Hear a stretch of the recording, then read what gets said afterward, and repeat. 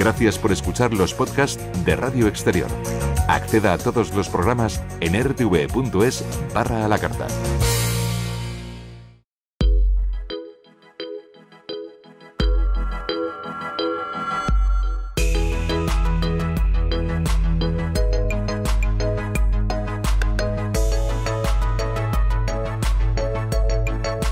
Amigos de Radio Exterior, un programa para los interesados por la radio, las telecomunicaciones y los entornos digitales. Bienvenidos a una nueva edición de este espacio y lo primero, felices fiestas. Atrás han quedado ya las festividades de Nochebuena y Navidad. Volvemos a estar en antena. Queremos establecer una conexión con todos ustedes. Deseamos mantener su atención durante los próximos 55 minutos con informaciones relacionadas con el mundo de las telecomunicaciones. Esperamos conseguirlo. Reciban un cordial saludo de todos los que hacemos posible Amigos de Radio Exterior de España, nuestros compañeros técnicos del control central de la Casa de la Radio en Madrid, España, y de Javier Ollero y Antonio Buitrago. Hoy contaremos con nuestro amigo Alonso Mostazo, quien nos ofrecerá sus habituales datos sobre las condiciones de propagación en HF para el próximo mes de enero de 2015, que está ahí al caer. Una información útil para conocer el comportamiento de la ionosfera y saber así en qué bandas escuchar con mayor o menor calidad las emisoras que emiten en onda corta. También tendremos unos minutos para hablar con un técnico que se dedica a arreglar aparatos de radio antiguos receptores a los que les devuelve la vida, es decir, el sonido, y cuya clientela capta empleando las nuevas tecnologías, es decir, Internet, y en concreto una web que tienen que se llama radioexperto.com. Y tendremos tiempo, imagino que ya poco, para hacer un resumen en materia de telecomunicaciones de este año que acaba, el 2014. Radio Exterior de España emite en onda corta. Para África Occidental y Atlántico Sur, en la frecuencia de 11.685 kHz, banda de 25 metros. Para América del Sur, en 11.940. Para América del Norte, en 9.620 kHz. Y para Oriente Medio y el Índico en 12.030 kHz. Los horarios de emisión de los programas de Radio Exterior de España en tiempo universal coordinado son de 19 a 23 horas de lunes a viernes y de 15 a 23 horas los sábados y domingos. Siempre nos gusta en este programa hablar de radio y lo vamos a hacer pero desde una vertiente nostálgica, como son las radios antiguas. Y tenemos el privilegio y la suerte de tener en estos micrófonos a Carlos Saavedra del Río, que es técnico en electrónica, que es parte de una página web que se llama Radio Experto, que reparan precisamente radios antiguas. Lo primero, dar las gracias a Carlos Saavedra por estar en este programa. Bueno, para mí es un placer, ¿no? Y ahora vamos a entrar de lleno en esta página web y en concreto en el oficio, la tarea de reparar este tipo de aparatos de radios antiguas. ¿Cómo surge este proyecto? Bueno, este proyecto surge, yo de toda la vida tenía afición por la electrónica antigua y de hecho hace muchísimos años yo me hice radiotécnico cuando tenía yo 14 años. O sea que, bueno, nunca ejercí de esto, pero me gustaba y más o menos me fui montando en casa un pequeño laboratorio para poder hacer un taller laboratorio así doméstico, casero, para ir haciendo reparaciones y cosas así de amigos, de vecinos, hasta que surgió la idea a finales del año pasado de por qué no montar una página web, darlo a conocer e intentar poner esto en marcha un poco más en plan profesional.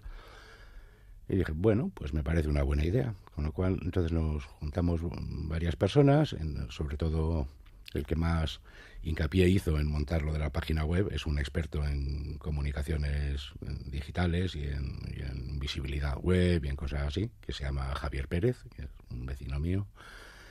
Y él empezó ya con la página web y un poco nos presionó al resto del grupo a meternos más en serio con el tema, con lo cual empezamos a hacer aportaciones a la web, que hay muy pocas todavía, pero bueno, yo de momento lo estoy haciendo a ratos libres, con lo cual pues me consume el poco tiempo que tengo el ir atendiendo las reparaciones, que bueno, que parece que va teniendo aceptación, la gente va entrando, hay muchas peticiones de reparaciones o de que les busquemos un determinado modelo de radio, o esto sobre todo, claro, coleccionistas, ¿no? Y dicen, bueno, ¿y esto quién me lo podría conseguir? Bueno, pues por ahí vamos, y la mayoría son reparaciones, ya no solo de radios, ya nos mandan equipos, fonógrafos, sí, gramófonos, o nos mandan algún equipo profesional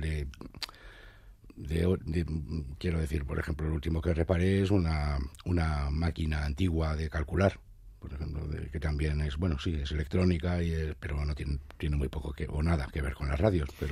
Pero quiere decir que hay un mercado latente. Hay un mercado latente y sobre todo es que aunque en su momento había muchísima gente que se dedicaba a estos aparatos, claro, toda esta gente ya, por el tiempo que ha pasado, la mayoría están jubilados o ya no están.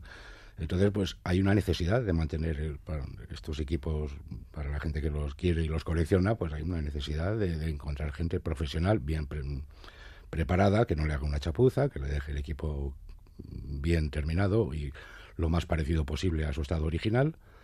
Y ahí es donde nos están buscando y nos están pidiendo cada vez más encargos. Es que incluso creo que el objetivo no es tanto tener un objeto de colección, sino que ese objeto funcione. Claro, es que eso. Esa es la finalidad última. Y muchas veces ya no es una reparación como tal, sino una restauración. Es decir, el equipo, por ejemplo, es una radio que era del abuelo, que en su momento, en los años 50, se llevó a reparar, le hicieron una chapuza y lo modificaron cosas y claro, hoy en día el propietario dice, no, es que me gustaría tenerla como era originalmente. Claro, pues ahí ya te toca buscar las piezas originales, sustituir, ver todo lo que se le cambió en su momento, reponerlo por lo original.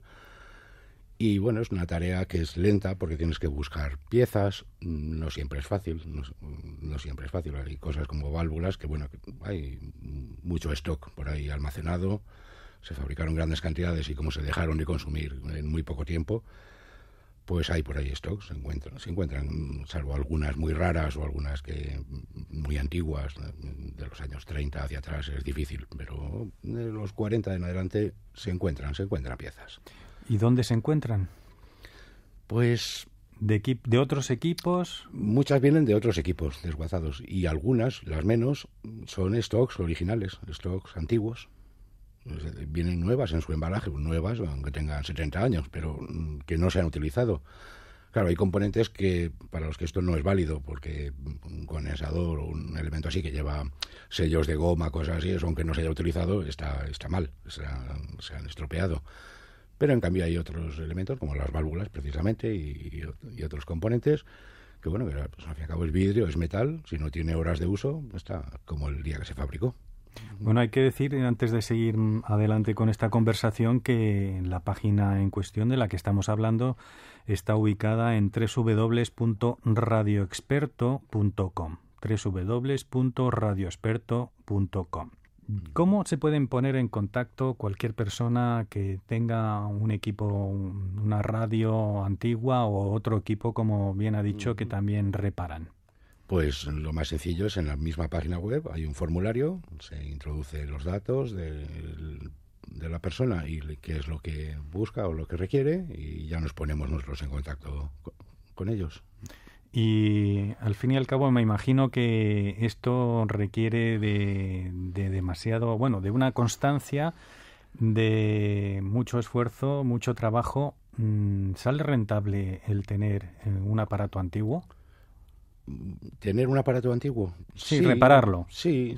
La verdad es que estamos hablando, depende de lo que tenga el equipo y depende también de lo que quiera, porque algunos incluyen incluso restauración del propio mueble, que tenga carcoma o que esté la madera en mal estado. Bueno, eso es una cosa el mueble y otra cosa es el equipo eléctrico que lleva dentro. Nosotros hacemos las dos cosas. Una reparación normal puede salir entre 50 a 100 euros. Una reparación simplemente de una avería que tenga el aparato. Otra cuestión ya es cuando alguien dice, no, es que tengo esto, que está el mueble deshecho y hay que, bueno, pues eso hay que evaluarlo, el número de horas que eso puede llevar Y nosotros en principio no tenemos ánimo de lucro, simplemente es una afición nuestra y un interés por que este tipo de equipos se mantengan. Quien los quiera conservar bien, pues tenga la opción de hacerlo, que hay pocos sitios donde poco personal especializado en este tipo de cosas. Por sus manos supongo que habrá pasado todo tipo de aparatos de radio, desde sí. La Galena hasta los desde la Galena, últimos casi. Hasta los últimos, sí, efectivamente. Bueno, últimamente la verdad es que lo que más nos está entrando, incluso más que equipos antiguos de válvulas, son equipos que ya son antiguos realmente, pues de los años 70, pero ya equipos transistorizados, equipos de estos que no es una unidad que lleva incorporado todo el receptor con el altavoz, sino que es un sintonizador, un lector de casetes, un tocadiscos, un amplificador. Y bueno, pues hay mucha gente que tiene este tipo de equipos que ya realmente pues ya empiezan a ser antiguos, de verdad. Es decir, ya no hay repuestos, ya hay que buscarlos en lugares especializados. Y estamos teniendo bastantes trabajos de este tipo de equipos de esta época. Pues le voy a poner en un compromiso, porque usted mejor que nadie, para explicarnos la evolución de la radio desde el punto de vista técnico. Bueno. ¿Por dónde empezaríamos? ¿Por la radio galena? Empezaríamos por la transmisión, cuando se descubrió que se podían transmitir ondas. Claro, las primeras transmisiones comerciales realmente empezaron en 1920, en los años 20. Y de esa época datan los primeros receptores, también, lógicamente, comerciales.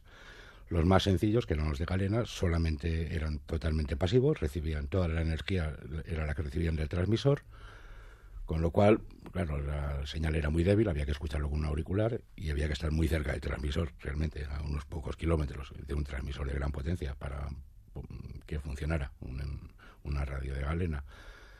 Luego se amplificó. Luego ya se empezó a amplificar utilizando las tecnologías de cada época. Primero las válvulas y ahí ya hubo una difusión mucho mayor, aumentó exponencialmente el número de receptores durante los años 20. Aún así seguían siendo muy pocos los que había. Y luego, caros. Muy pocos y muy caros. Y luego, pues ya a partir de los años, final de los 30, de la Guerra Mundial, básicamente es donde hubo un desarrollo muy grande de la electrónica y fundamentalmente por razones militares. Claro, la mayor parte de los desarrollos se hicieron para estos temas, pero luego se aplicaron al uso civil, y es en los años 40 cuando realmente se llena el mundo de receptores de radio y de emisoras comerciales. Posteriormente hay dos hechos. Posteriormente la FM, sí, y el transistor. Sí, por un lado el paso de la válvula al transistor, y también el inicio la aparición de la FM, el inicio de las transmisiones en FM, lo cual aumentó muchísimo la calidad del audio. Y entonces, bueno, los primeros receptores que tenían FM usaban la misma tecnología anterior, claro, que era un altavoz único con un amplificador monoural, o luego ya empezaron a poner estéreo. Muchos de estos aparatos de madera llevan ya salidas para poner altavoces separados, o llevan altavoces incorporados, pero se pueden utilizar altavoces externos a su vez. Y claro, la invención del transistor también permitió miniaturizar mucho los receptores y pasar de equipos grandes para uso fijo a equipos portátiles, a pilas. Había radios a pilas ya antes, ¿eh? Yo he restaurado alguna Zenith de estas de los años 40 a válvulas y a pilas, pero vamos, eran unas cantidades de pilas de unos tamaños y con unos consumos que, bueno, que en su momento muy poca gente podía permitirse el uso cotidiano de estas radios. ¿Por sus manos ha pasado ese Regency TR1, el primer transistor que hubo? No, el Regency no, pero algún Bush se ha pasado, algún. ¿Qué significó ese cambio tan abismal? Pues al principio... Bueno, primero la miniaturización. Pero los primeros receptores realmente usaban casi la misma tecnología que se usaba con las válvulas, solo que sustituyendo la válvula por el transistor, pero seguían siendo relativamente grandes, y con muebles de madera y o de plástico. Claro, luego rápidamente ya se empezaron a fabricar equipos muchísimo más compactos, mucho más pequeños, mucho más miniaturizados. Y claro, supuso el que la radio pasó de ser una cosa que estaba fija en el salón de las casas a algo que se llevaba encima y que se llevaba al campo y que se llevaba de paseo. Claro, eso aumentó mucho, enormemente el número de usuarios y por tanto el número de oyentes, en el fondo. Sí. Vamos a volver a la página web porque en ella hay precisamente un apartado histórico sobre la evolución decena a decena de lo que ha sido la radiodifusión. Esos años 20 que decía con las radios galena, los 30 con el superheterodino, la llegada del sonido del transistor, como decíamos, del sonido IFI y del diseño que es a partir de los años 80. Sí, final de los 70, a principios de los 80 ya empezaron a hacerse, bueno, incluso antes ya estaban los de la Bauhaus, hubo diseños con sobre todo Braun, Bang & Olufsen, una serie de compañías europeas que hicieron equipos que ya no solo era la funcionalidad del equipo lo que se contemplaba, sino también la estética. De hecho, hay muchísimos de estos equipos que están en museos de arte moderno. ¿Y hasta qué año ustedes consideran como radio antigua o reparar ese tipo de radio? ¿O están abiertos a todas las posibilidades? Bueno, no se puede establecer un límite, claro, pero digamos que el límite estaría en los años 80, quizá, una cosa así, para poder considerar aquello como antiguo. Realmente es cuando el equipo ya lo llevas al servicio técnico y te dicen que eso ya no tiene arreglo, que es muy antiguo. Realmente ahí es donde empieza a ser antiguo, claro. Bueno, hay otro aspecto y es que tienen un apartado de tienda en donde venden también estos productos e incluso una cosa curiosa que también he visto son esquemas de las propias radios. Sí. Esto se nos ocurrió porque lo primero que necesita alguien que quiera intentar reparar una radio es saber conocer el circuito, claro. Entonces, claro, hay mucha gente que, pues, por ejemplo, por cuestiones de distancia, nos ha contactado muchísima gente sin saber que estábamos en España, pensando que estábamos en México, en Argentina, en diferentes lugares del mundo, de habla hispana. Y, claro, una persona así no te puede enviar un aparato de radio para que se lo repares, pero sí le puedes hacer llegar la información o componentes que necesite o cosas así. Entonces, pues, es un servicio que estamos empezando a dar. Realmente tenemos muy pocas cosas todavía ahí puestas, pero la intención es subir componentes a la web y subir esquemas. Bueno, también volvemos a decir que esta página web tiene un blog de radio en el que hay una serie de entradas y estoy leyendo textualmente la historia del mando a distancia relacionado con Tesla, Bang & Olufsen, el salto a la fama mundial tras la Segunda Guerra Mundial. Bueno, una serie de artículos interesantes como la historia del transistor en España. Leo otra vez, vuelve a salir el nombre de Nikola Tesla como el inventor de nuestro mundo moderno. Y bueno, supongo que esto irá más, ¿no? Sí, esto vamos a irlo ampliando. Hay muchas cosas que están todavía a medio escribir.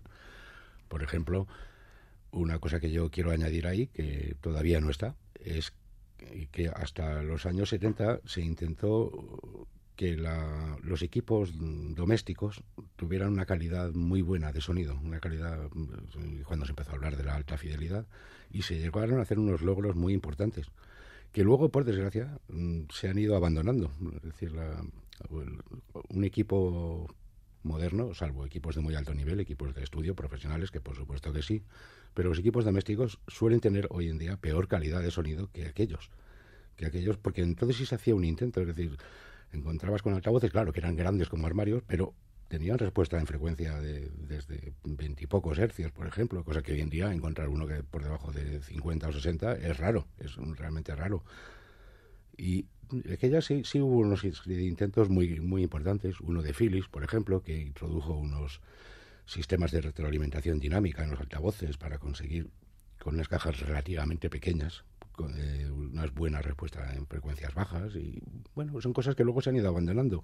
Supongo que porque el público no lo demandó y fueron desapareciendo del mercado realmente. Una de estas entradas pone la reparación más emotiva. Sí. ¿Qué me tiene que decir esto? Bueno, porque se puede ver esa reparación emotiva.